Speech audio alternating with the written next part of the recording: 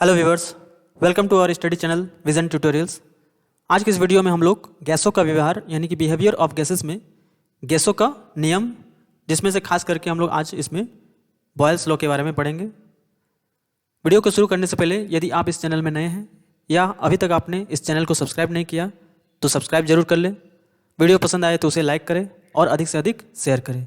तो आइए शुरू करते हैं गैसों का व्यवहार। गैसों के नियम, लॉ ऑफ गैसेस।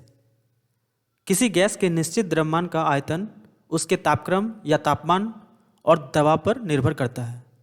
गैसों के आयतन में यह परिवर्तन किसी गैस विशेष के लिए नहीं होता है, बल्कि सभी गैसों के लिए समान होता है। गैसों के आयतन, तापक्रम और दबाव में संबंध दर्शाने वाले नियमों को गैसीय नियम कहते हैं, जैसे कि बॉयल का नियम, चार्ल्स का नियम। ये सारा गैसों का नियम है। गैसों के नियम उनके मात्रा, दबाव, आयतन और तापक्रम पर निर्भर करता है। तो गैसों के नियम में कुछ विशेष नियमों को जानने से पहले हमें सबसे पहले कुछ यूनिट्स को, कुछ इकाइयों को जानना बहुत जरूरी है। तो आइए देखते हैं। सबसे पहले है क्षेत्रफल। क्षेत्रफल की सीजीएस पद्धति में यूनिट अगर बोला जाए, इकाई बोला जाए तो वर्ग सेंटीमीटर होता है। तो क्षेत्रफल का सीजीएस पद्धति में यूनिट इकाई क्या है? वर्ग सेंटीमीटर। और एसआई पद्धति में इकाई क्या है? वर्ग मीटर। बल का सीजीएस पद्धति में इकाई है डाइन तथा एसआई पद्धति में न्यूटन है। दबाव का सीजीएस पद्धति में इकाई है डाइन प्रति वर्ग सेंटीमीटर तथा एसआई पद्धति में है न्यूटन प्रति वर्ग मीटर या पास्कल, जिसको हम लोग पीए से दर्शाते हैं। आयतन का सीजीएस पद्धति में इकाई है घन सेंटीमीटर तथा एसआई पद्धति में इकाई है घन मीटर। तापक्रम का सीजीएस तथा एसआई दोनों पद्धति में एक ही इकाई है, वो है केल्विन, जिसको हम लोग के से दर्शाते हैं। हम जानेंगे बॉयल के नियम के बारे में। बॉयल का नियम क्या है? बॉयल्स लॉ क्या है? सन 1662 ईस्वी में रॉबर्ट बॉयल ने स्थिर तापक्रम पर गैसों के दबाव तथा आयतन में संबंध स्थापित कर एक नियम का प्रतिपादन किया, जिसे बॉयल का नियम कहते हैं। इस नियम के अनुसार स्थिर तापक्रम पर किसी गैस की निश्चित मात्रा का आयतन उस पर आरोपित दबाव का विलोमानुपाती या व्युत्क्रमानुपाती होता है। दूसरे शब्दों में यह हम कह सकते हैं, स्थिर तापक्रम पर किसी गैस का दबाव दुगना करने पर गैस का आयतन आधा हो जाएगा। यहाँ एक डायग्राम के माध्यम से हम लोग समझते हैं कि बॉयल का नियम किस प्रकार से लागू होता है। तो इस डायग्राम में प्रथम चित्र में दिया हुआ है कि यदि हम लोग वॉल्यूम को यानी कि आयतन को बढ़ाते हैं तो प्रेशर घट जाता है।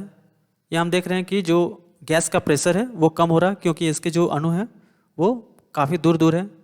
वहीं दूसरे चित्र में दिखाया गया है, यदि हम लोग आयतन को घटा देते हैं तो गैस का प्रेशर या दबाव बढ़ जाता है। बॉयल के नियम की गणितीय व्याख्या। माना किसी गैस की निश्चित मात्रा का आयतन भी है, दबाव P तथा तापक्रम T हो, तो बॉयल के नियम अनुसार V इनडायरेक्टली प्रोपोर्शनल होता है P के, जब तापक्रम T स्थिर है।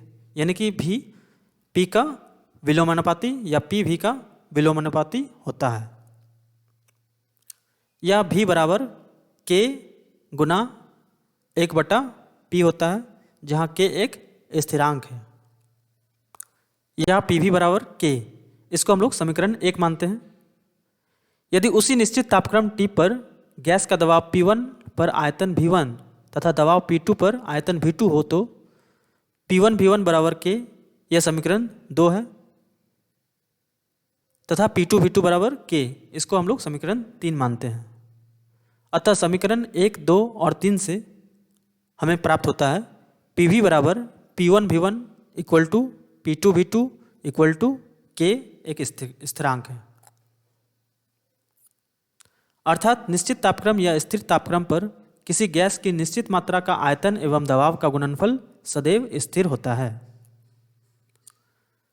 यहां नोट करने वाली बात है, बॉयल के नियम में तापमान तथा गैस की मात्रा दो स्थिर राशियां हैं और बॉयल के प्रयोग में जिस हवा पंप का उपयोग किया गया था उसका आविष्कार रॉबर्ट हुक ने किया था।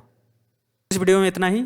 आगे की वीडियो में हम लोग बॉयल का ग्राफिकल रिप्रेजेंटेशन और इससे संबंधित न्यूमेरिकल्स को सॉल्व करेंगे। Thank you for watching.